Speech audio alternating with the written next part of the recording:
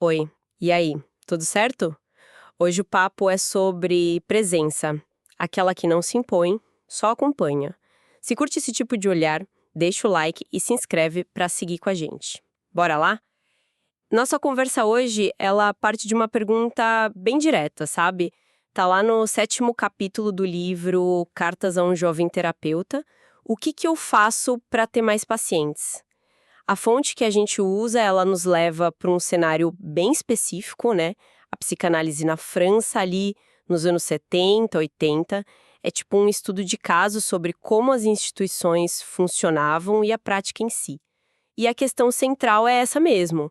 Como é que um terapeuta, principalmente no comecinho, faz o consultório decolar, virar algo viável? O autor da carta até conta que fez essa pergunta para o Christian Simatus, que era uma figura importante lá na École Freudienne de Paris. Exato.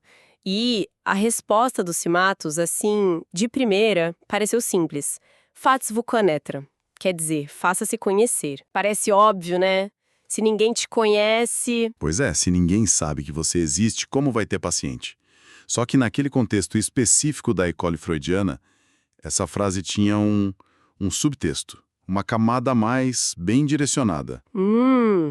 E qual era esse subtexto? Não era para se mostrar para a comunidade, para o bairro, essas coisas? Não, não era bem isso. Dentro da instituição, fazer-se conhecer significava, antes de mais nada, ganhar nome, ganhar respeito entre os próprios colegas psicanalistas. Ah, entendi. A lógica era que os pacientes viriam por indicação, sabe, dos analistas mais antigos, mais estabelecidos.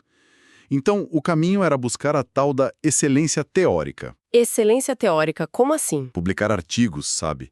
Apresentar trabalho em congresso, mesmo que fosse naquele horário que ninguém vai. Sei, o horário ingrato. Exato. Lançar livro por editora chique.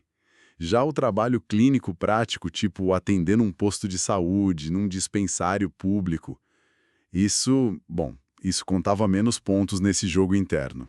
Nossa, o autor até faz uma comparação boa.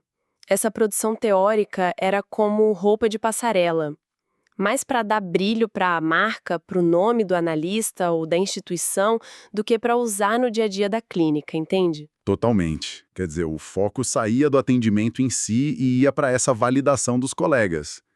Isso parece, sei lá, um desvio grande do propósito, né? Sem dúvida. E isso trouxe consequências que o autor aponta como, problemáticas. Primeiro, uma enxurrada de publicação teórica. Muita coisa, às vezes, super difícil de entender, meio desligada da realidade da clínica. O objetivo parecia ser menos construir um saber útil sobre o sofrimento das pessoas e mais assinar interpretações originais, sabe?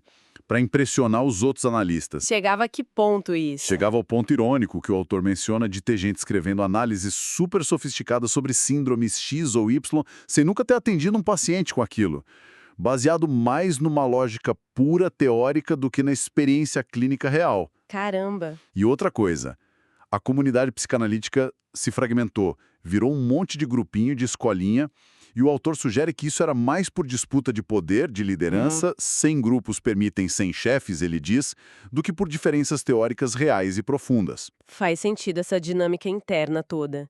E isso acaba se ligando, de um jeito que eu não imaginava, com uma ideia do Lacan sobre o fim de análise, né, que depois virou controversa. Exatamente. O Lacan propôs algo bem radical, que o fim de uma análise não era só tipo parar de ter sintoma. Seria uma experiência profunda, de reconhecer a própria superfluidez. Essa ideia de que a gente não é o centro do universo, sabe? Uma ideia forte. Muito. E que, apesar de difícil, seria libertadora. Ajudaria a pessoa a sair de uns padrões de repetição. Uma ideia clínica potente em si. Mas aí veio o pulo do gato que complicou segundo a carta. Exato.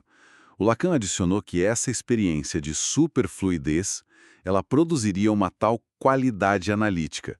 Ou seja, quem passasse por isso estaria, naturalmente apto a ser psicanalista. E isso teve um impacto social e, digamos, de mercado enorme. Primeiro, as análises de quem queria ser analista ficaram intermináveis. Todo mundo buscando essa experiência meio indefinível. Imagino. E o pior, Aquilo que era para ser um golpe no narcisismo, perceber que você não é tão importante assim, virou um objetivo narcisista. Alcançar essa experiência virou a chave para ser alguém reconhecido para virar analista. Que doideira! É um paradoxo total. Buscar a experiência de não ser nada para finalmente poder ser alguma coisa na profissão. Precisamente isso. E a terceira consequência, que o texto aponta como talvez a mais crítica, o foco da psicanálise para muita gente ali dentro desviou do terapêutico. A cura, na prática, virou a chance de se tornar analista. Nossa, E o irônico é que isso resolveu, entre aspas, a crise de pacientes e financeira das instituições. Os analisandos viravam candidatos a analista e sustentavam o sistema com análises longuíssimas, pagando taxa de congresso, comprando livro. A formação virou um motor econômico da coisa. entendi todo esse contexto e a crítica feita na carta.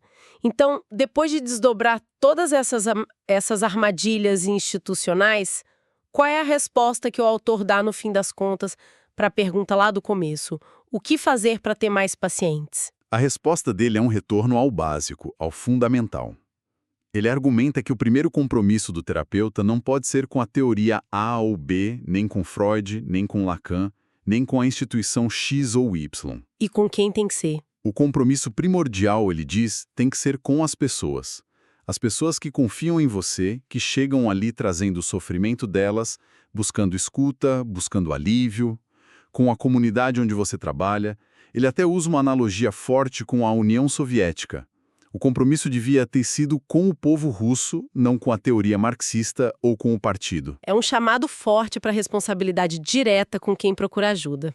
Bem direto ao ponto. Exatamente. E a frase final dele no capítulo amarra tudo. Se seu compromisso for com os pacientes, não se preocupe. Eles vão acabar sabendo. A ênfase é toda no serviço genuíno, na escuta de verdade, sabe? Esse seria o verdadeiro caminho para construir uma prática sólida, bem diferente daquela autopromoção ou da busca por status que ele criticou antes. E isso conversa com a crítica que aparece no bilhete no final do capítulo, sobre textos psicanalíticos que são de propósito obscuros, difíceis.